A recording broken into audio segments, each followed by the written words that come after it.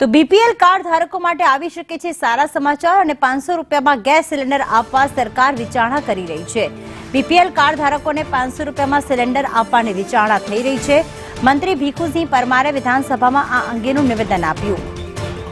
હિરણ અમારી સાથે જોડાઈ ગયા છે। હિરણ, જાહેરાત થઈ શકે છે એવી શક્યતા છે, ત્યારે નિવેદનને લઈને શું અપડેટ મળી રહ્યા છે હાલમાં? એક તરફ રાજસ્થાન અને દિલ્હી જેવા રાજ્યોમાં ભાજપે પોતાની સરકાર બનાવવા માટે જે વચનો આપ્યા હતા અને એમાં બીપીએલ કાર્ડ ધારકોને 500 રૂપિયે બાટલો ગેસનો આપવા માટેની જે વચન હતું એ પૂરા કર્યા છે।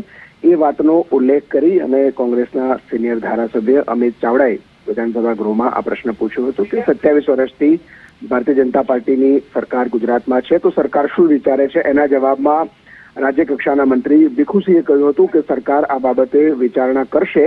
એ પ્રકારનો જવાબ વિધાનસભા ગૃહમાં આપ્યો છે, પરંતુ સરકાર આ દિશામાં કામ કરવા ઈચ્છતી હોય તેવી સીધી રીતે કોઈ અસર હજુ સુધી નથી જોવા મળી રહી। આભાર હિરેન, તમામ વિગતો માટે।